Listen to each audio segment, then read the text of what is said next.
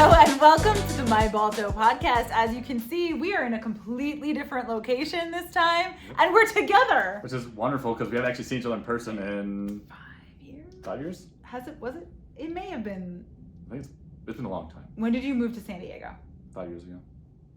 5 years ago. Because remember I came when I was at the conference? Oh, you did. And I stayed at your house. You did. So there you go. Been a long time. It has been a long time since we have seen each other in person. Yes. So it's super fun to see you in person. Yes. Yay, I'm so excited. And the reason why we're here. Well, we're here. So we're at the Western Veterinary Conference, which is a really big conference. It's a great conference. I feel like I've been really fortunate. I feel like I've learned a lot. I was coming here for my continuing education, and then Robert, living so close, got on a plane and said, let's get out here. And I miss Sam. I'm coming out to see her. Exactly. And so here we are, and now we're getting to do this in person, which is really fun. I'm really excited. And so we kind of, if you notice, we're matching. You like our shirts? Yay! You can get one too. For some price of $15.99. Exactly. It even has its own QR code on the back.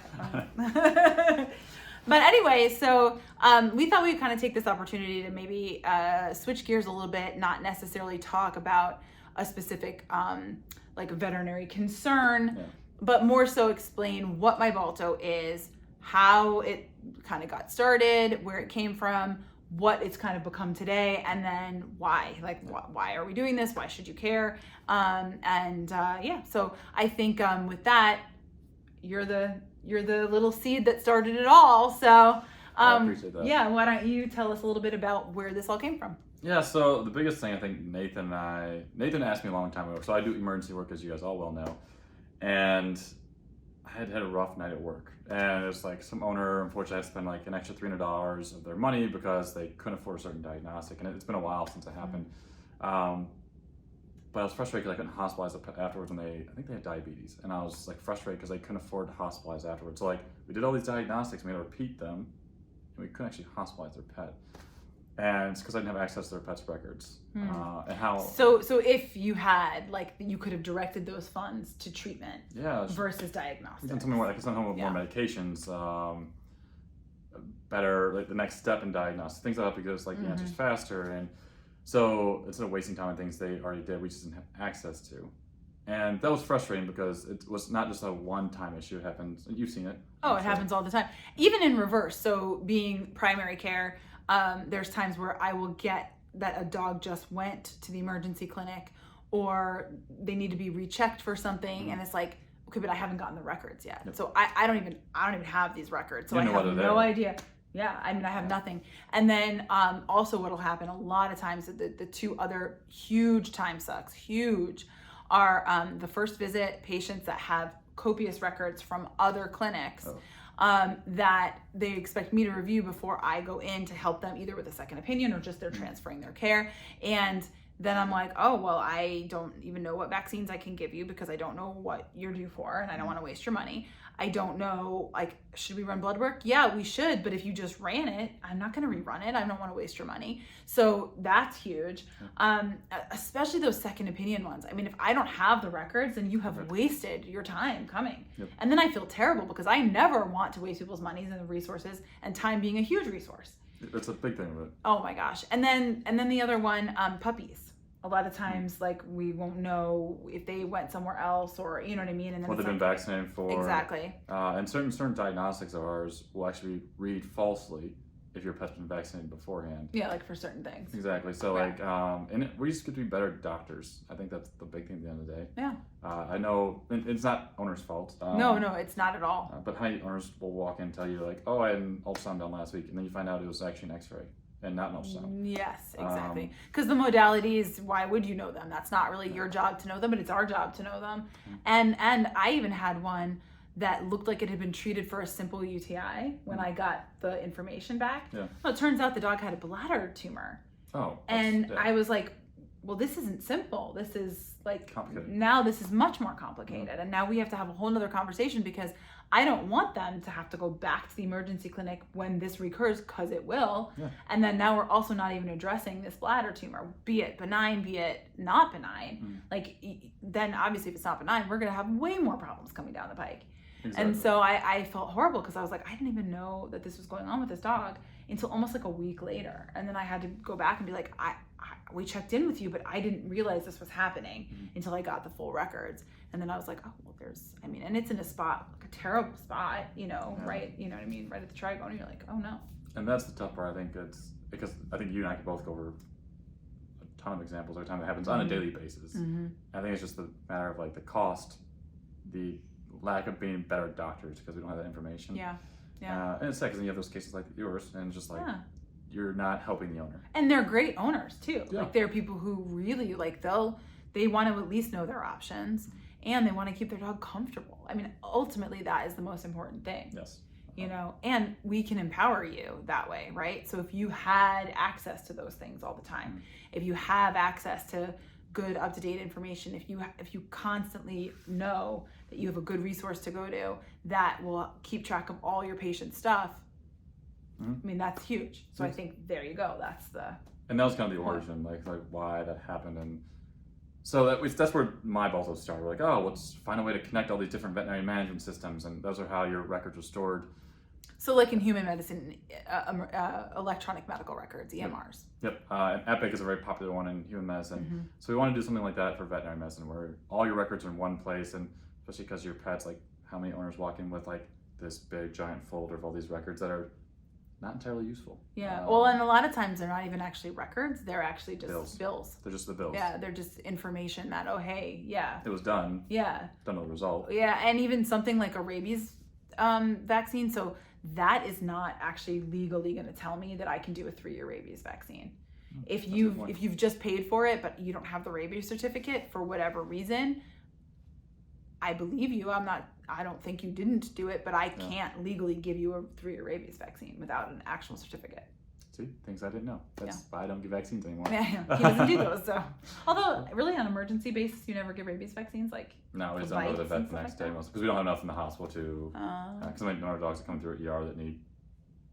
We should. I don't know why we don't. I just meant for like bites, No, it's a good idea. Like thinking about like not a bad idea because honestly, how many pets come in for a coyote attack or So yes.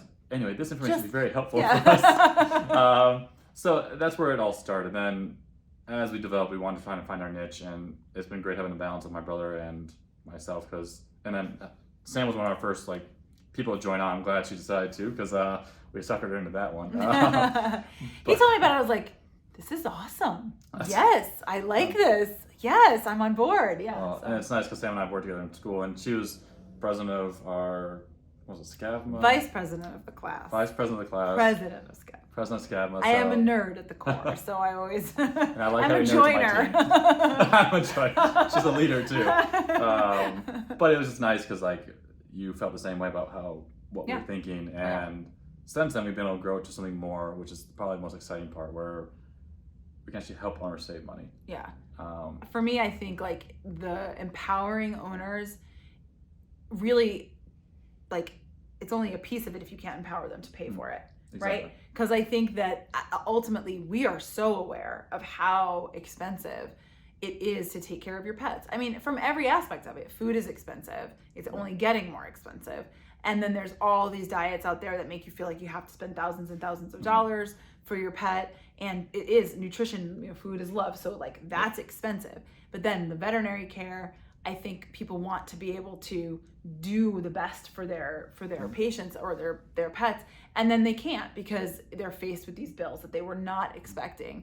And we want to be able to provide the same kind of quality medicine as humans, but that comes with a price tag. Yeah, it does. And there is there is insurance, and there's a place for that, and we should talk about that and celebrate that. And yes, you should get insurance for your dog. So the answer is yes. Get insurance. Or have a savings account.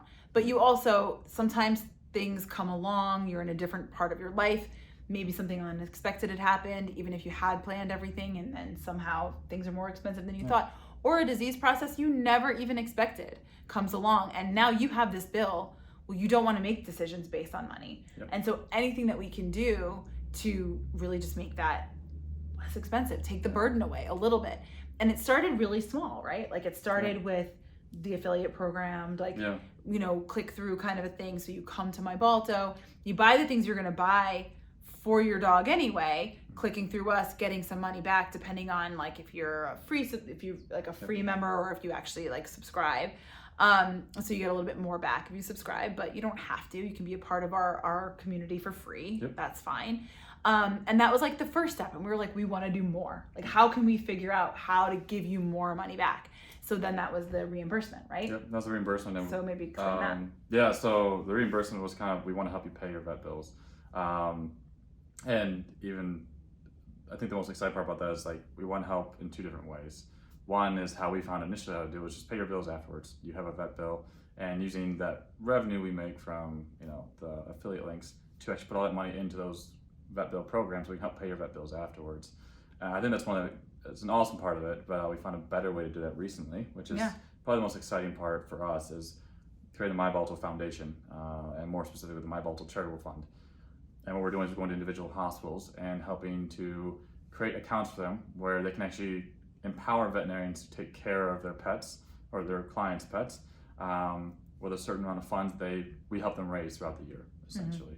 So that way, if you happen to have, you know, you just bought a house and you don't have, you just a bad... Yeah, just bad timing, you just lost your job. COVID happened. I mean, who saw that happening? And that affected so many people, you know what I mean? Yeah, exactly. That's a great example, because like COVID was a really tough time. I mean, COVID was hard for everybody. And it was also a time where people needed companionship. They needed love in their life. They couldn't go out into the world the way that they were. So a lot of people obtained pets. Yep, and even if you look back at it, every major downtime in our economy, the pet industry has gone up because people value that time with their pets that much more. Like, we say, it's a great way for the pet industry to make more money, but it's not only that, it's because pets are part of our families now. We look to them when we're home alone. We've spent so much time at home with our pets, and I think it just shows the value that they bring to our families. Yeah, and actually they've done studies. They show that pets help with mental health. Yes, they do. And especially like if you have the special needs children, things like that. I mean, anything from horses to dogs to, you know, even smaller animals and things like that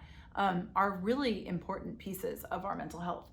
And what wouldn't then be helpful is then to affect the mental health by making them feel like they're not doing a good job taking care of them, you know? Well, exactly. So I think the thing that's great, I think, is being in vet school together. So we had a lucky fund when we were in school, which was really interesting because they could, in certain cases, the veterinarians could be empowered to use the fund for people who didn't have the funds to pay for things. And that was nice because people could donate to that. But that's a big institution. So that secondary institution, Michigan State Vet School, they have that. And that's awesome for those dogs that get to use it that happen to go there. I think your hospital where you work maybe has something similar. Yeah, we have a similar account that's called the FACE Foundation. Lovely organization. They do a lot of great stuff. But it's only for our house. Like, it's for San Diego area only. I think we're one of the majority users of it. Because we do a lot of the major surgeries. But it's for patients with a good outcome, which is important.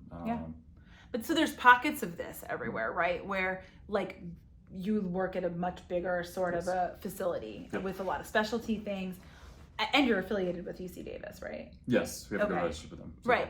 So I work in, like, if you have a pet and you need a vet and you go to your average like vet hospital, I mean, I think we try our best to do a great job. So average, above average, whatever. They do great. But we do have those cases that come through that, you know, couldn't get, you know, care credit or, you know, scratch pay or whatever the other things are that are available to them because maybe they just had some rough luck with their things you come know, up. Exactly. And so they couldn't do those. And so then what do you have? I mean, you have a dog with a foreign body that you get that out, and most likely that's going to be the thing that saves their life. This is a one-time thing that nobody expects to happen. Nobody expected the dog to eat the string or the, you know what I mean? And so you want to get that out, you can fix them, you know what I mean? Yeah, there's so many instances when that kind of stuff happens, and yeah, owners don't have any resources. A fractured limb. Fractures are huge. Fractures are huge, but if you can't manage them, they're expensive. Even if you don't do surgery, even if you're just doing like bandage changes and things like that, you have to anesthetize them every single time. You have to do bandage changes every week. I mean, you're really looking at 8 weeks of consistent care, and that adds up really fast. And so, really, where this kind of came out, it was like, well, what if we could do more? You know, what if every hospital that signs up with myBalto, Yep. not only do you get access to your pet's records, and that's awesome because stuff comes up when you are least expecting it, and to have that just on your smartphone like all the time is amazing. Yeah. But then also, if at the end of the day, now there's this resource, there's a reason for your hospitals to get involved, because they can be helpful in those cases that they're like, this is a one-time thing. Yeah. We're going to help you. And now these clinics, because here's the thing, people don't realize veterinary clinics were small businesses, right? So we have very, very thin margins. We don't make tons and tons of money. There's not all of this stuff that we can just give away for free. As much as I wish that we could, there are those clinics, there are those situations that are subsidized by the government. So a lot of the like spay neuter, shelters, things like that, the reason they can do things for so much cheaper is because they're getting money from somewhere else, right? Yeah. But most of us are not, right? We're either the people who own clinics or small business owners, just like any other small business in the world. And so as much as you might want to say, hey, I'm going to just do this for free today, I still have to pay the entire staff that has to stay there. I have to pay for all the equipment. I have to pay for all the medication. And so there are, I'm sure, clinics and times where people can say, hey, you know what, I'm just going to do it. Yeah. At this time. Well, but you can't do it all the time. Yeah. And if you could give people another option for those cases that just can't do care credit or can't do care credit for the whole thing. You know, it's a $3,000 case and they can get care credit for $1,000. Yep. Well, wouldn't it be great if you could step in and say, hey, you know what? We got this. We got you. And that's precisely what it's for, like to help out when you need to. Because the nice thing is, the reason why I love it so much is because you have a great relationship with all your patients. Like, they know who you are. You know their families, their kids. Like, I don't get those relationships as much, but like this gives you an opportunity. Like, how about a family you really know? And like, hey, I've seen this dog grow up for the last 4 years. Yeah. They were unfortunately where they ate this rat bait, and they just need a little bit of help for the next. And that way they can live 8 more years after this. Right. That's what this is for. Like those cases, and we're not doing for the one thing is not for cosmetic things. So no masses, no tail docking, anything like that. But outside of that, like, it's to hopefully help veterinarians build that trust and that relationship with their, and really help out their patients, because at the end of the day we can provide better medicine because of it. Well, and then I will tell you, from a standpoint of being in those situations, there is not a veterinarian in the world that is ever okay with the situation that is like, I can fix this. Yeah, I can fix this. Like, that to me that's a tragedy. If I can fix it, or even, you know, obviously things happen, not everything goes exactly the way you plan, but man, I want to try. That's why I love Chicago. Yeah. I had a hard time because I just graduated and from my internship. Lovely people, loved people in Chicago, and an awesome clientele. But I kept seeing situations where I was euthanizing pets for reasons that were very fixable. Economical reasons. And if 2 out of 3 pets are euthanized for economic reasons, it's an insane percentage. That's literally 6-7% of people. Just too high. It's too high. It's just too high, and this can significantly impact that. And it's like I said, it's for your veterinarian. I think that's what's cool about it. Yeah, and it's not, you know, it's one of those things where it's meant to be something that is accessible. It's meant to not add another burden, another thing to pay for. It's, you know what I mean? But super simple to apply for. It comes out in March, so if you have your own veterinarian, it's a free service. We're literally offering a free service. It's free. So, and basically all people have to do is be willing to just round up. Yep. That's it. Just like, you know, if you have a credit card or something like that, or my bank, like anytime I buy something, the little roundup goes into another little thing, and it adds up really fast. And if everybody in the practice kind of does it, then now they have a 501c3 like tax deductible way of being able to help people that they know every day, that they see every day. That's exactly what it is, and I think that's why we're so excited by it, because it's just when we came up with the idea, we're like, this is something that can help a lot of people. This is it. This can make a really big difference in a thing that is just unacceptable to me to have to say, no, you have to put your dog down because it needs to have bladder stone removed. Yeah. That is so fixable. Yeah, or fractures, like that. Like fractures. You can't allow them to keep going like that. Enucleations, yeah. Like some of these things. That's removing an eye. Sorry, we get off on these tangents sometimes. Like, they'll say all our doctor words. But it's true, like some of those things that can just prolong our pets' lives significantly. Huge. So here's that opportunity. So if you haven't had a chance to yet, you can always talk to your veterinarian about the myBalto Foundation. Or actually, maybe it's easier if you're not comfortable doing that, email us at podcast@mybalto.com and we'll call them. Because that's the thing. We're trying to spread the word. So the only way that they're going to know about it, and maybe you wouldn't even feel comfortable, like it's kind of this thing, I don't know what it is it legitimate? We'll call them. So podcast@mybalto, if you have health questions for your pet and you just want us to answer them, well, we love doing that too. Yes, we do. But if you are interested in myBalto, you really, really should check it out and start, get your own pet's profile on there, submit a vet bill, get it paid. Yeah. That's real too. I promise you, it's real. Yeah, there's no gimmicks here. No, we're really just actually trying to make veterinary medicine more accessible and more affordable. And if we can do those two things, then we will feel like our mission is complete. I agree, 100%. So help us help you, and come visit myBalto today. Join up, sign up for free, and if you want to make the sign up for subscription as well, you can do that. There's a lot of benefits to doing that. You get a free pet tag. Pet tag's really cool too. Actually, it has a QR code on it, and so you just scan it, and all your pet's information is there. That concept's there. I mean that's been seen before, but if it's connected to your pet's medical records, that's huge. So if they ever get lost or anything like that, then everything is there. They're on a medication, anything like that, they get right to you. You can update it frequently if you move, something like that happens. So it is a really great way to make sure that your pet's information is just all in one spot. They're really cute too. I appreciate that. I didn't design them, but they look good. I know they do. They're really cute. So we'll actually have a video too where we'll kind of show what those look like and how that whole thing works. Just little by little as we're rolling things out, trying to give people more information. I think the more that you have the ability to take care of your pet in a way that keeps them healthy and happy is really, that's what we want. Yep, and all of our new updates, depending on when this video launches, but it should be hopefully in the next 2 weeks. We have revamped our platform. It's gonna look nice and pretty now, not like two guys in a basement made it. And Nathan did a phenomenal job the first time around, but we understand we're not designers. Didn't Microsoft start in the garage? Microsoft did start in the garage, but I'm sure at some point the developers come in to make it look pretty. So it looks a lot nicer now. It's easier to use, and I want to thank all those who have been supporting us for so long, because we love what we're doing. We know there's a big need for it, but the ones who've been on the ground floor are really helping us out.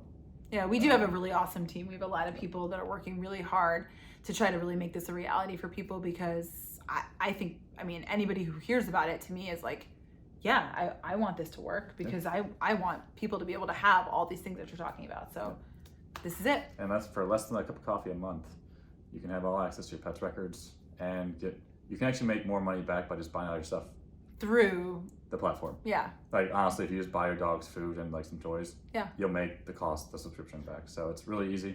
It's worth doing. Oh, absolutely. Absolutely. So. And also keep listening to the Pause It podcast. And if you have any medical questions, like I said before, let us know. Also, we're introducing cool products all the time. So hopefully you've been paying attention to that. It's Dental Month, and listened to the podcast with the teeth interview, because that is something that is super exciting. Pretty revolutionary. I'm pretty excited about it. The biome is everything, and it's been pretty awesome. So I'm pretty jazzed about some of the stuff that we're learning. And being at this conference has been great, because now I've gotten to go and talk to a few people and see some of the new stuff that's coming out. There is some revolutionary stuff coming out for your pets. That, treatments that we just never had, diagnostics that we never had, real ways to really keep them in your lives for years and years and years. And so I just feel really fortunate to be a veterinarian at this time. There's some very cool stuff right now with AI and how it's advancing our field. You hit on the nail. It's very cool. It's great. So anyway, join us. We usually are putting them out there on Fridays, YouTube, and anywhere you get your podcasts. Thanks for listening. Take a look at myBalto, check us out, and sign your dog up, or your cat. Or your cat. Or guinea pigs. Oh, guinea pigs too. Ooh, exotics. There you go. We're the exotic sign everybody up. Sign them up, and you have to buy their stuff on there. They'll save you money. So, thanks, guys. Thanks for listening.